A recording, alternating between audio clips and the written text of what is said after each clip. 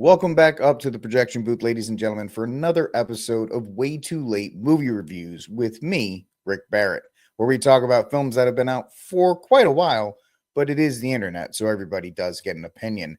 And today we are going to be talking about Gladiator II, which just dropped on Paramount Plus, I think a week or two ago, starring Paul Mescal, Denzel Washington, Pedro Pascal, and Connie Nielsen. This is the sequel to the hit Gladiator, which came out in 2000 with Russell Crowe, and it's personally one of my favorite movies of all time. So, of course, when I heard that Ridley Scott was dredging this one up from the dead to make another film in the Gladiator franchise, I guess we're going to call it now, because apparently there's rumors of a third one floating around, I was just as hesitant as everybody else. And what other film critics said at the time the film was released, it seems like that was all confirmed when I watched it as well. Sometimes there are misconceptions, or sometimes there's opinions on films when they come out, and then I watch them later on, maybe because my expectations are lower, maybe because I didn't pay for a ticket, and I find them to be quite enjoyable.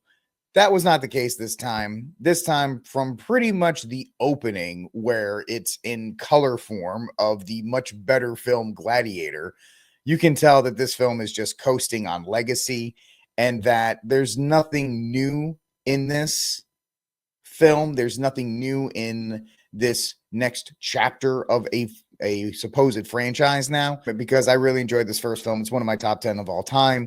And I know for a lot of other people it is. And it's just another pretty terrible example of just a market grab or a money grab or a cash grab or any of those other ways you want to call it. Now, I got 5 reasons I'm going to go through today that I think Gladiator II is a bad film. The first one is the lack of originality and a repetitive plot, poor character development, substandard screenplay, overuse and poor quality of CGI, and miscast and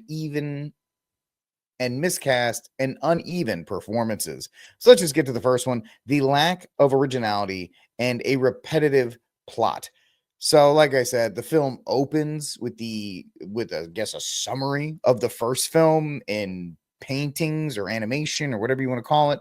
And the fact that they have to drudge up the old film and show you essentially the entire old film before they show you the new one gives us no real reassurance that this film's going to be able to stand on its own merits, that it's just going to be relying heavily on the first one. Now, of course, it's a sequel. It's going to do that in some places, but not the entire screenplay. It's got to offer something new. It's got to give us something different, and it's got to at least expand the universe that you're in.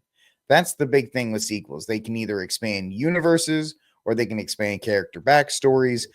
Those are the good ones. And so those are the ones people remember. Good sequels expand out universes and they expand out character arcs.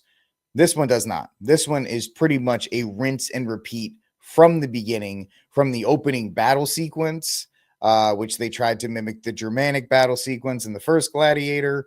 And they tried to then essentially go through the whole going to become a prisoner or a slave to a gladiator. They even make reference of it throughout the film as this kind of meta, like, oh, if you become a slave, you can become a gladiator. And it's just, yeah, we get it. We understand the plot points here. We've already seen it in a much better film all the way through. Now, of course, Denzel Washington's character is throwing a little bit of a curveball throughout this film. And I think they were hoping that Denzel Washington's whole existence and the difference in how he was portrayed versus a character that was very similar to him, at least I feel, in the first film. They venture off. The Proximo had this reverence for Rome and for the games and all these other things, whereas Denzel Washington's character has none of it, and he just seeks to use it all for his own nefarious ends. And when you watch the film, you understand that. And they're really counting on that to be the huge difference between the two films, right? One was the saving of Rome, the first Gladiator film, and this one is supposed to be the destruction of it, or the attempted destruction of it. And it comes off as lazy, despite everything that Denzel Washington's doing, and we'll talk about that later. But everything's predictable. Nothing is a shock, and it's very poor and very just lazy, essentially, in that regard. The second one is poor character development. The character arcs in Gladiator 2, like we were talking about, are either confusing or under development. The motivation of the characters, particularly new protagonist Lucius, seem as contradictory and not compelling enough to engage. Yeah, so Lucius, which he's introduced to somebody else, and we're like, yeah, we know it's Lucius because we watch the trailers and we watch the commercials. You guys had to tell us that, or else we weren't going to come back to watch this film. First, he's doing it because, spoiler alert, his wife dies. His wife that we also meet for about 2 minutes. It's funny, we know more about the wife in the second Gladiator, yet we care less about her than we do about Maximus's wife in the first Gladiator, and we don't even hear her speak. We just see her in flashbacks. It is the way that Russell Crowe just talks about his wife and talks about his family and the performance he gives and the longing he wants, or the longing he has to get back to them, as opposed to Lucius, who is given all of this and kind of just seems like, yeah, married. Yeah, cool, man. Look at this farm life and stuff. He's very much, he's not fazed by it. And he does not seem to really have, I don't know, good chemistry, or that he cares that much about it. Either way, when she dies and he's like, no, it's very much by the numbers. You don't care. I don't care. We're just like, cool, she's dead, so we can move on with the plot point. Now he wants revenge, right? That's the big thing. Connie Nielsen is just there for a paycheck. She's pretty much just redoing this role, and good for her. Take the money, do your thing. I'm fine with that. Pedro Pascal, I don't like Pedro Pascal that much. I feel like he's at least trying in this one. And then, it's established early on that he loves Rome, but he doesn't love like these super freaky emperors, and he's trying to save Rome, and he tries to take like the mini Maximus arc, and then stuff happens to him. And like I said, Denzel Washington's doing the best that he can with the material, but even his stuff is kind of just like it's supposed to be a surprise, but once again, you see it coming. And then in the end, when Lucius meets his mother back in the arena, and at first he hates her, and then 20 minutes later, he's like, I love you, mother. What happened to make you change? Nothing. It's just, oh, you need to change and love your mom again so the plot can happen. It's really just so the plot can happen. So the character development's lazy in it. And it's really just, it's kind of a slog to get through. I actually paused it a couple times while I was watching it, to move on and go do errands and like do the dishes and put it away. I wasn't riveted. Conclave was a worse movie, but at least it had me riveted from beginning to end. Even though I knew the ending of the movie Conclave, I was still like, oh, all right, I at least want to see how it plays out, even though I know how we're getting there. This one, I know how it's playing out, and I'm just like, I'm looking at my watch. I know it's a 2-hour film, and I'm still looking at my watch like, come on, man, let's go here. So really, the character development is not very strong. And that's because of the substandard screenplay. Number 3, the screenplay was messy and unfocused, stretching the plot to fit into a long run time without providing depth or emotional engagement. The dialogue is also noted for being wooden and not capturing the epic feel of the original film script. Now, the original film's script, ironically enough, was being written as it was going. And, that's a testament to having Russell Crowe on set and Ridley Scott in his prime doing his thing. Now, as he's much older, I get it. Father Time gets us all, and it just doesn't seem like he's as sharp as he was. And that's not an insult. I'm not trying to say it's a bad thing. It's just, as we get older, we're not as sharp as we used to be, or we're not dedicated to putting in the time necessary, maybe doing another take, working over the script one more time. Whatever the shot was, the shot works. We got it. Move on. Same thing here with the screenplay. The screenplay opens. He's got a wife. Wife dies. Now he's captured. Now we're back at Rome. Rome is bad. He is here. It's just, we want to make sure the major plot points are there, and they just can be strung along with the weakest of links. The links don't have to work. We just need to get through them. That's all. Because they're hoping that the spectacle of the CGI and the battle sequences will blind you enough to everything else. You can be like, oh, the script's not great, but at least these battle sequences are pretty bad, which actually leads us into number 4, the overused and poor quality of the CGI. $310 million film, I don't know where it went, because a lot of this looks pretty bad. The first film looks amazing compared to how this film looks. But that you can say that for most films up until about 2010. 2010 and beyond, film quality just has dropped dramatically, outside of, Denis Villeneuve and those guys who actually are dedicated to doing that kind of thing. Everybody else, it just seems they set up 8 cameras, and there's an over reliance on CGI because it helps cut back production time and all these other kinds of things, and it's cheaper and so forth in some cases. But Gladiator II, the film we're talking about today, has been slammed for its reliance on CGI, particularly in the battle sequences from the beginning. And then the one, the big one is supposed to be the 2 ones you can say they spent the most money on. It was the opening one, the attack by sea with the with the Romans, and then the Roman Colosseum filled with water. That was, you saw it in the promotions. That was the big deal. Ironically enough, they only filled it with water one time. And the problem is, at first it looks okay, and then you see the sharks, and the sharks look bad. They're like, okay, well, that's not, I know it's not going to be a real shark, but that looks kind of like the shark from Finding Nemo. I expected him to swim up halfway through and be like, fish are friend, not food, and then eat another gladiator. And then in one of the opening scenes, when they try to mimic Maximus going through the outer colonies on his way to Rome, they did another thing when we meet Denzel Washington, and he's in an outer colony or an outpost or whatever you want to call it, and they're fighting baboons, and dear Lord, the baboons look awful. And it's probably the worst sequence in the entire film, the baboon fight scene, because it's so drastically bad. It pulls you out. And it's really, really bad.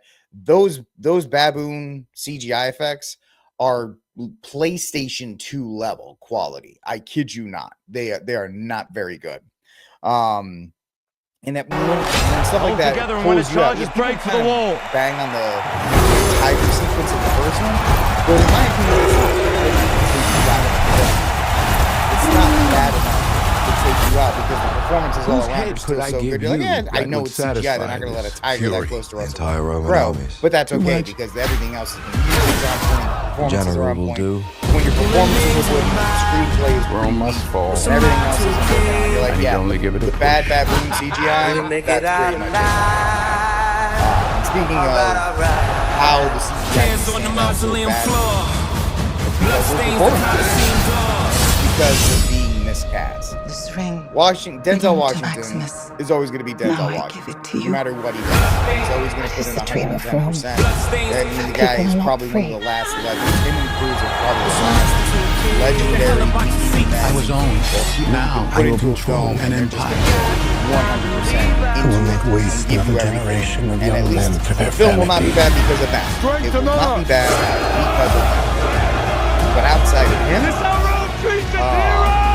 In fact, it's like, all right, when we get back to the there's some kind of plot progression with him. There's some kind of goal that he's working towards outside of Paul Mescal.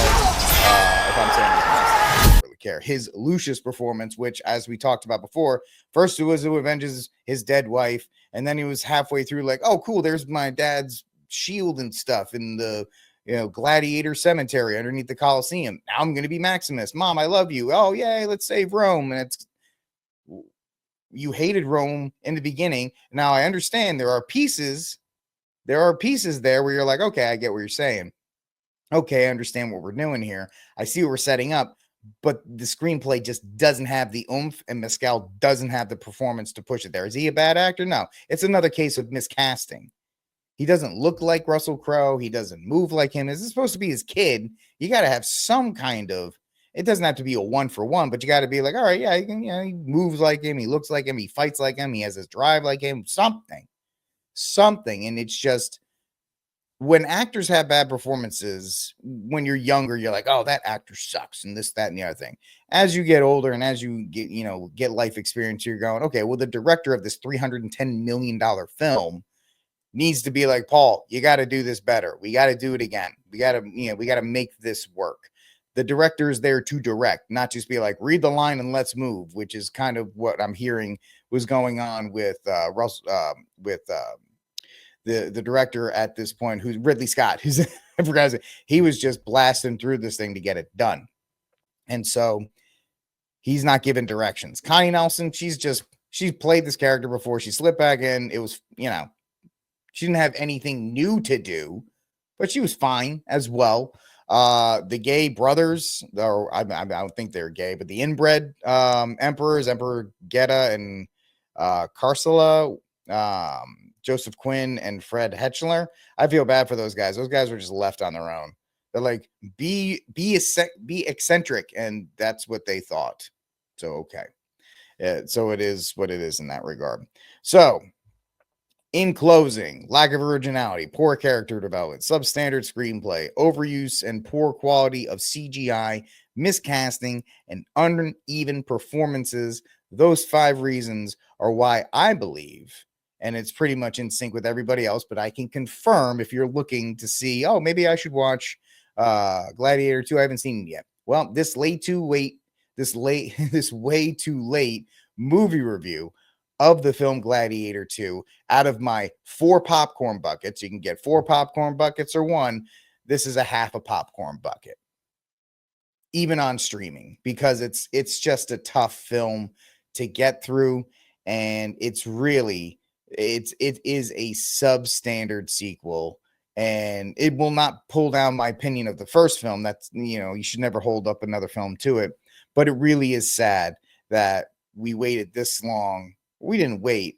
It was delayed this long, and Ridley Scott is kind of trying to close out the rest of his filmography with, films he's done before, and trying to, you saw Blade Runner 2040 or whatever that one was, and you got the Alien franchises. Now you have this, and it's kind of like, man, just kind of leave your old stuff alone and just let it be, because stuff like this tarnishes Ridley Scott's legacy. He's such a great director for the films he's made. And at this point, I don't think it's going to lessen it, but it's going to be a footnote that people are going to have to talk about in the end. But what did you think of Gladiator 2? Did you like it? Did you not like it? Have you seen it yet? Will this review convince you to either see or not see it? Let me know in the comment section down below. And I will see you next time here in the projection booth for another episode of Way Too Late Movie Reviews.